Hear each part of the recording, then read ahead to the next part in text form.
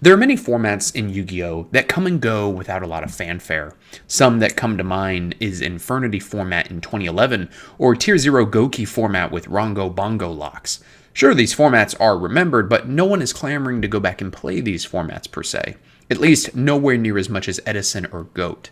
But one format that many choose to go back to for a more modern experience is a format many refer to as the Eternal format, aka TOS format, since it lasted for roughly a year from 2019 all the way until its death in 2020. However, I would argue that it has somewhat made a return now in 2025 with the release of a control mid-range deck in Rizal and a combo deck in Malice, but then of course obliterated any sense of balance with the second wave of support for Mitsurugi. However, before the second wave of Mitsurugi cards, there were many other decks that could still compete in the format, similar to how there were many choices in TOS. My name is Avery, and this is a TOS format retrospective.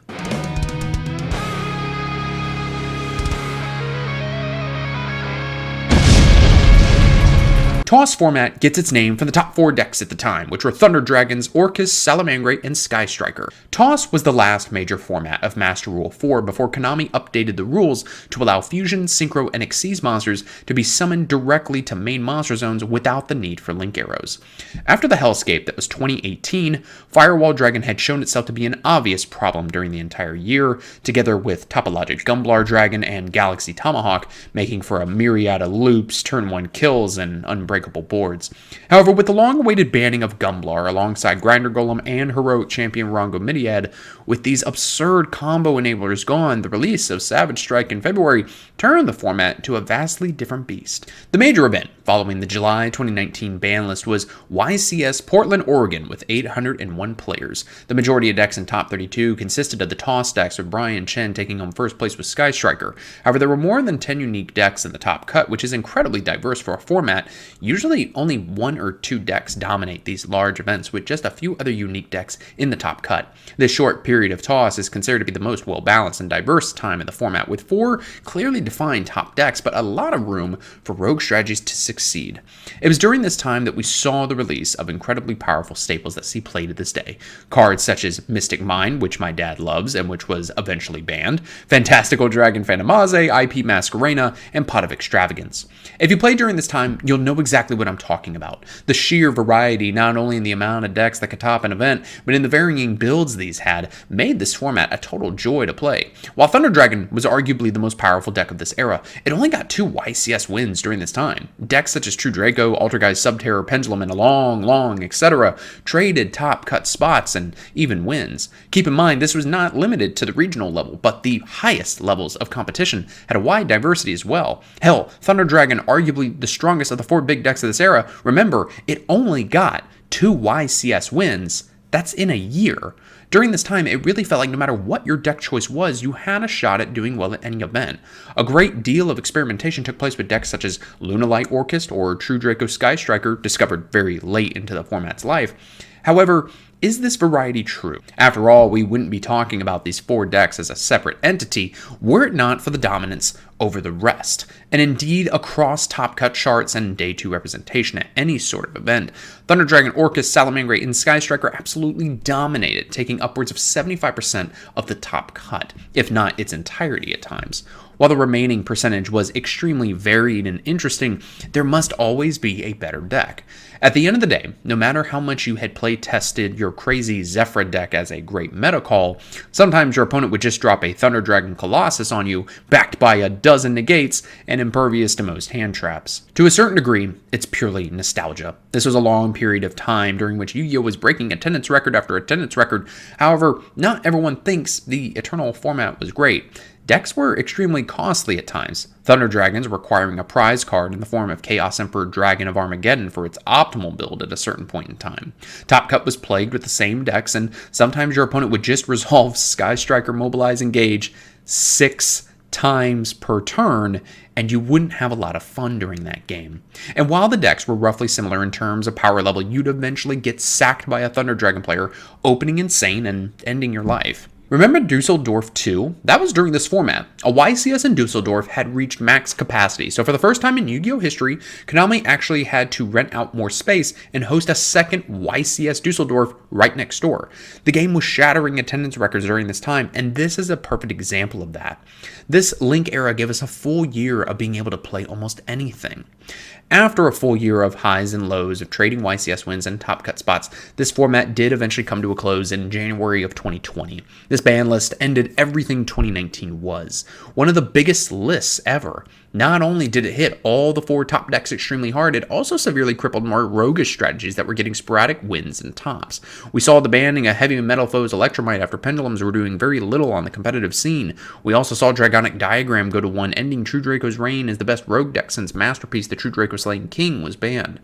This format has gained enough popularity over the years that I was able to find info for this script on a webpage that is dedicated to TOS format and even has a Discord for anyone interested, and I even found an article on Card Cluster, which I use some info from that article in this script. I say this because it goes to show that this format is popular among a good amount of the player base. Any format where you can play multiple different decks and see success is a healthy format. If you ever want to know what a good versus bad format looks like, just look at the top 32 cut of events like YCSs or national events and count how many unique deck types there are.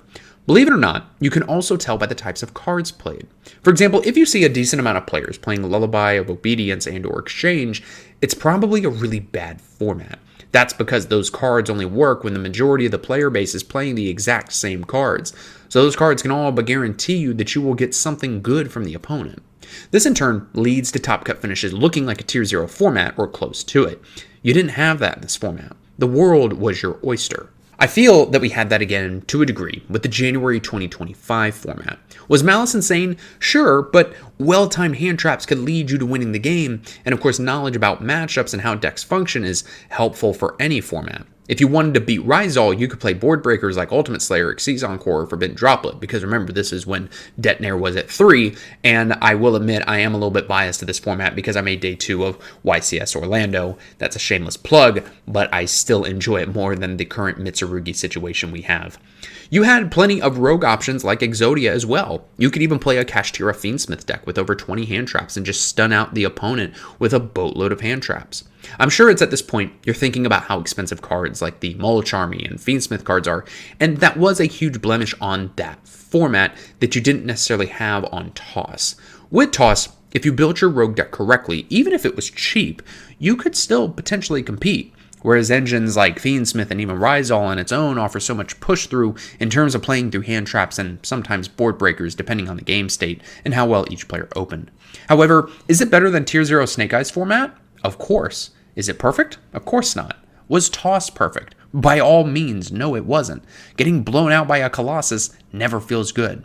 But if you wanted a modern take on a format that feels more like a modern day Edison or Hat format, TOS is your go-to.